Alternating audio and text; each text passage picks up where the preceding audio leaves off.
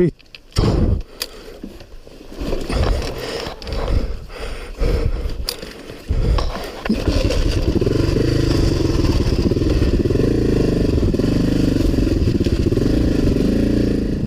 No niin, kelit meni vähän tämmöiseksi. Ei paljon enää ajella, ainakaan ilman piikkirenkaita. Nyt on aika sitten huoltaa pyörää. Tänne olisi tarkoitus säätää venttiilit. Mennäänpä katsomaan. Täällä se on jo osittain riisuttuna. Mä otin keulaputket siitä irti. Tarkoitus huoltaa keula, vaihtaa progressiiviset jouset ja öljyt ja stefaat ja tanki on ottanut irti ja penkin. Ja nyt olisi sitten venttiilisäätö. Tulppien irrotus ei ole välttämätöntä tätä venttiilisäätöä varten, mutta se helpottaa vähän sitä koneen pyörittämistä sitten, kun haetaan sitä yläkuulokohtaa. Ja tää kannattaa nämä tulpanreijät putsata paineilmalla hyvin ennen kuin ottaa tuluppia irti, ettei sinne tipu paskaa sinne sylinterin päälle.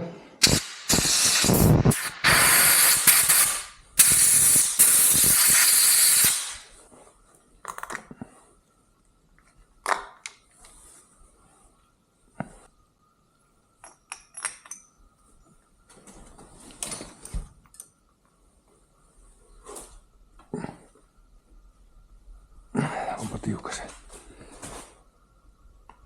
No, herra kyllä. Pitää hakea pitempivartinen meisseli.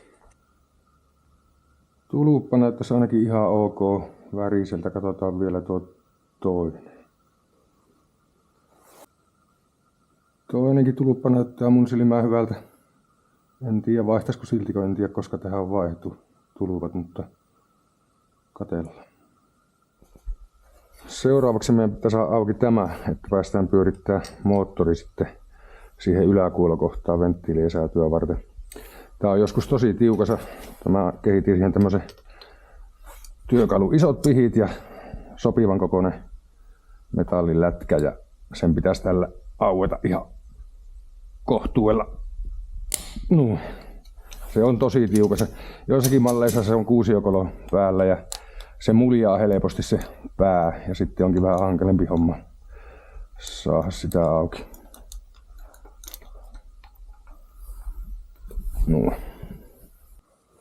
Sitten seuraavaksi meidän tarvitsee aukaista nämä kopat, mistä päästään näkee sitten ne venttiili- ja säätöruuvit. Ja nämäkin kannattaa aina putsata kaikki paikat täältä hyvin, ettei sinne pääse tipahtaa kovin paljon kiviä ja paskaa sinne moottoriin. Trackliini on hyvä. Tällä lähtee.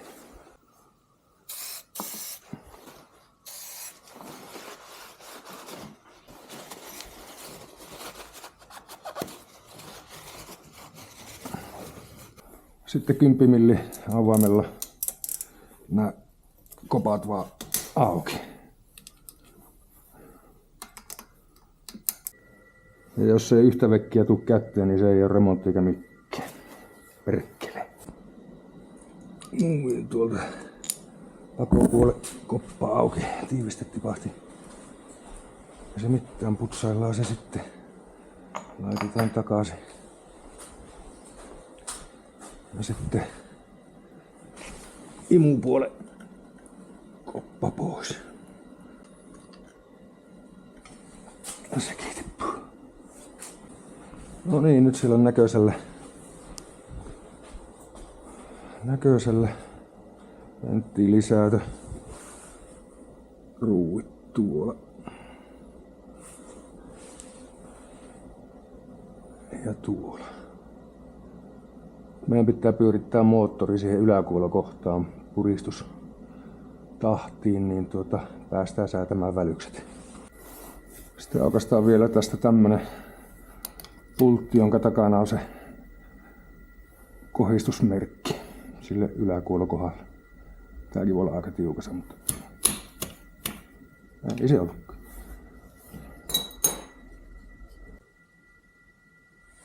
Tästä 17 milli avaimella vastapäivään pyöritellään moottoria. Samalla katsotaan noita venttiilinostimia tuolla, missä asennossa ne on. Ja Sitten näyttäisi oleva molemmat venttiilit kiinni, eli nuo nostimet on ylhäällä. Sitten täältä pitäisi se kohistusmerkki vielä löytää täältä reiästä ja sen osua tähän reijän keskikohdalle.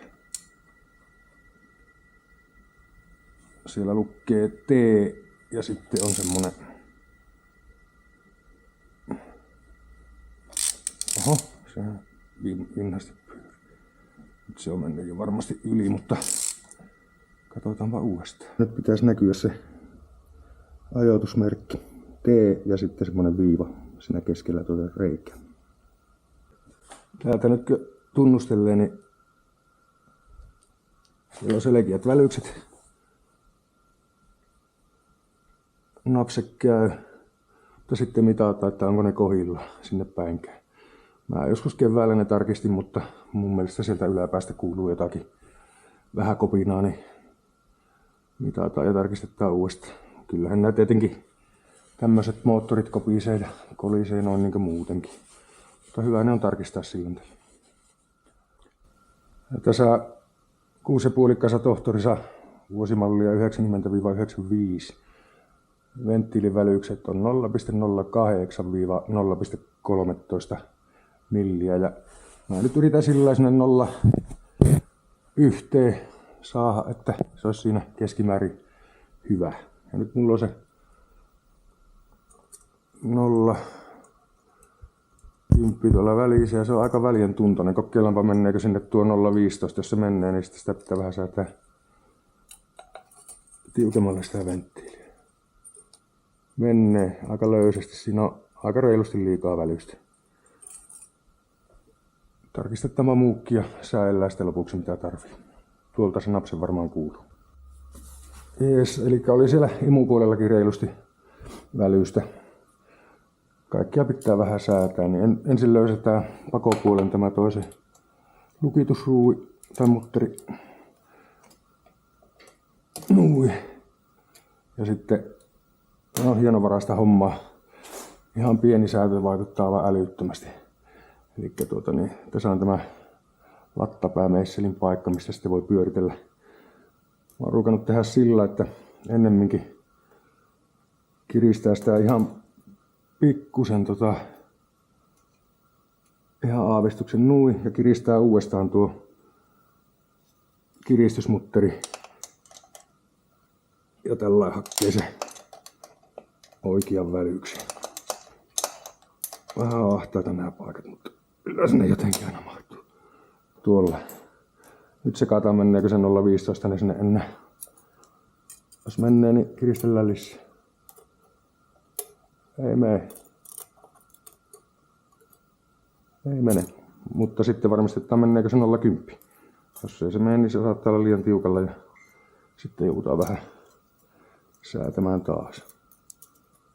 Piruettaa ahasta. 0,10 menee nihkeästi. Elikkä siellä on varmastikin nyt se 0,11, 0,12 välystä, joka on ihan sopiva. Tehdään loppukiristys tällä auvaimella, ei aivan hullun tiukkaa, mutta kiinni asti kuitenkin. Ja vielä varmistetaan, että se ei siitä enää kiristä. Napakasti kiinni. Noin, mutta ei liian. Sitten koitetaan vielä se 0,10, että sujahtaako se sinne väliin. No eikö mene ennen? Joo, hiuksen hienoa homma. Meni. Nihkeästi menee, se on oikein hyvä. Elikkä tämä toistetaan vaan kaikille venttiileille. Tässä on tosiaan samat välykset kaikissa, niin ei tarvi miettiä sitä sen enempää. Jatketaan. Tämähän on siis aivan perkeleen tarkkaa ja hermoja raastavaa hommaa. Pienikin muutos vaikuttaa aivan älyttömästi tuohon. Kokeillaanpa nyt. Siinä olisi 0,15. Niin katsotaan mennäänkö enää läpi. Enää se ei taida mennä, mutta mennäänkö enää 10. Tää on oikeasti vittumasta hommaa. Mutta ei tätä tarvitse jatkuvasti tehdäkään. Ja tässäpä nämä talavillat kuuluu kivasti rassata. On se 10 sinne nihkiästi menne. Se oli tosiaan 008 oli se minimivälys, niin mulla vaan ei ole niin tarkkaa rakoa ja menee tää tuonne. Nihkeästi liikkuukin. Se on hyvä, antaa olla siinä. Enää olisi tuo viimeinen imuventtiili jäljellä. Elikkä pakopuolella oli paljon enemmän välystä liikaa kuin imupuolella. On muuten äärimmäisen kätevä tämä Vyrti uusi lamppu. Magneetilla pystyy laittamaan pyörän runkoon kiinni ja tässä on niinku täällä päässä lamppu ja sitten on tämmönen voimakas LED tuossa, niin tää voi napsauttaa kätevästi. Tosi hyvää näkymää saa joka paikka. En oo mikään Vyrti edustaja, mutta hyvä on tuote kyllä. Kerta kaikki. Kato perkele, eikö se enää mene sinne?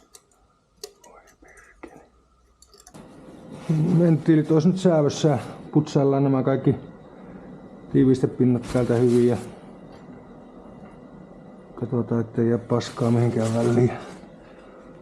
Rasvaillaan oorenkaat. Pannaan kopaat takaisin paikalle.